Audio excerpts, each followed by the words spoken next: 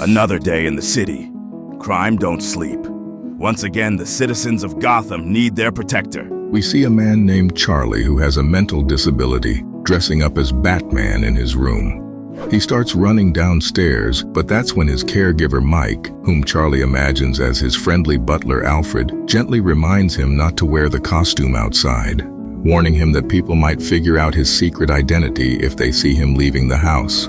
He rides his bike outside, singing the Batman theme song, and then helps a woman open her warehouse door, calling it the Riddler's Warehouse Death Trap. Soon after, he encounters a group of kids who start calling him Batman, but he quickly hushes them, reminding them not to reveal his secret identity. As they chat, a woman leans out of a nearby window and tells one of the kids not to talk to him, since he's clearly too old to be playing games. He then goes to the shop where he works, packs a bunch of food and starts delivering it to people. But that's when he notices a poster for a new Batman movie set to release in 6 days.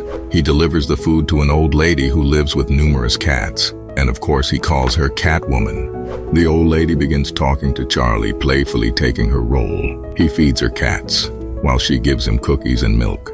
You know, if you get up to life for crime, you could be my partner. She gives him some money and a kiss on the cheek, and he heads off to visit others until... Yo boys, check it out. It's the Caped Crusader. Caped retard, you mean? They begin to provoke Charlie, while he simply tells them he has to go to work. Don't walk away from me. They steal his money, but... Leave him alone, you punks! That's when Charlie's co-workers from the shop arrive to rescue him. They get Charlie back on his feet, while the gang decides to give the money back to him. Charlie goes back to restocking while his colleague tells him that next time someone tries to take advantage of him, he can't let it happen. Charlie agrees, and that's when a woman walks into the shop. He decides to follow her and soon realizes that she's his childhood friend, Clarissa, the one who always played his Robin when they were kids. He keeps watching her, remembering all the good times they shared. But then she grabs a can of tuna and steals it. What the hell are you looking at? Oh, what? She stole? Robin's gone bad. He heads back home and can't stop thinking about her. Who did this to her? Who turned her down this path? Was it the Joker, Two-Face, or maybe the Penguin? Charlie shares everything with Mike, and together, they start talking about Clarissa. He recalls the last time he visited her house. She told him she was too old to be playing superheroes and that she was moving out of the city. The next day, we see Charlie marking off the days on his calendar, counting down to the premiere of the Batman movie. When he gets to work, he runs into the gang that attacked him and repeats what his co-worker advised him to say the next time he saw them. You guys go and beat up some eggs. Go beat up some eggs. That's it. Guess he told us to. Yeah, but what? When he goes inside, he spots Clarissa stealing again, so he decides to follow her. She heads to the park where a friend of hers soon approaches. He starts reminiscing with Clarissa about their old days using drugs together and suggests she crash at his place for the night. But that's when Charlie... It's him. I knew it. The Joker. What the? Leave her alone, Joker. You gotta be kidding. The Caped Crusader leaps into action. Oh God. Batman? Down, boy!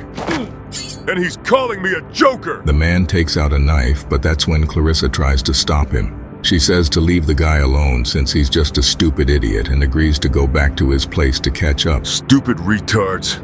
Ought to keep him locked up somewhere. Clarissa returns to the house with the man who begins showing her around, while Charlie heads back to the shop. After a while, Clarissa decides to visit Charlie and tells him that she remembers him. She begins explaining why she had to move away, adding that the last time she saw him was 12 years ago. She also tells him that the man she was with isn't a bad guy, he just has a temper. Charlie invites her over and starts showing her around his place, explaining that after his parents died, Mike took care of him. He then offers her a sandwich but notices a wound on her hand, inflicted by the man. Concerned, he suggests that, as her partner, she should stay the night to be safe. Clarissa agrees, and after some time, they both fall asleep. The next morning, Clarissa takes a shower and starts talking to Charlie. But then she notices a jewelry box on the table and decides to steal from him. They head downstairs together, only to run into Mike, who immediately asks what she's doing there. As she walks toward the door, she tells him she bumped into Charlie, but Mike grabs her and notices the stolen jewelry. You happy now, old man? It's all costume junk anyway. Robin, wait, come back! Let her go, Charlie. Why did you do it, Mike? Sorry about that, Charlie, but people like that tend to take advantage of people like you. Charlie decides to follow her. He catches up and tells her to stop. That's when Clarissa says she's had enough, so she stops and... Can't you get it through your thick skull? It wasn't the Joker. I meant to steal from you. I ain't ever going to be no crime fighter. They start arguing, and that's when the man from the park notices them. Clarissa tells Charlie to go home because she doesn't want him getting hurt. But that's when the man stabs Charlie. Hey, what's going on here? Don't worry, Idrissa. The dummy got what he deserved. Someone, help me. Days go by as Charlie recovers, while Clarissa continues to endure abuse. Eventually, she decides to escape. She dresses up, takes all the drugs as travel money, and slips away. When the man realizes what happened, he begins searching for her, and that's when he finds a photo of her with Charlie and realizes she's likely gone to him. Who's there? Charlie opened the gate. Robin? Clarissa climbs over and tells him she's leaving town and wanted to apologize for everything. But that's when we see the man and his gang breaking into Charlie's house. Mike confronts them with a baseball bat, managing to knock away a knife, but they quickly grab him and overpower him. Now, old man, why don't you tell me where Clarissa is? Or I'll... Is this what you want? Clarissa drops all the drugs, prompting the man to grab her by the neck and instruct her to pick them up until... I'm Batman, and your crime wave is over. Charlie falls down, so Clarissa decides to distract them and runs away. Mike, you okay? I'll be... Hey, Charlie, no, just stay here until the cops come. Can't. I'm Batman. Gotta save Robin. After all I done for you, this is how you repay me, you stupid! The man keeps hitting Clarissa until we see Charlie, who... Others notice what just happened, so they grab Charlie and start beating him. But that's when we see the whole community. Charlie's co-workers, the kids, and even the gang that attacked him come to help him. Leave my friends alone. Is everybody in this neighborhood crazy? I'm gonna... The police arrive and arrest the criminals, but that's when we see Charlie lying on a stretcher, barely conscious. Clarissa approaches him and, apologizing for everything, admits it was all her fault. But Charlie simply tells her not to worry, reassuring her that he knows Robin always remains good no matter what.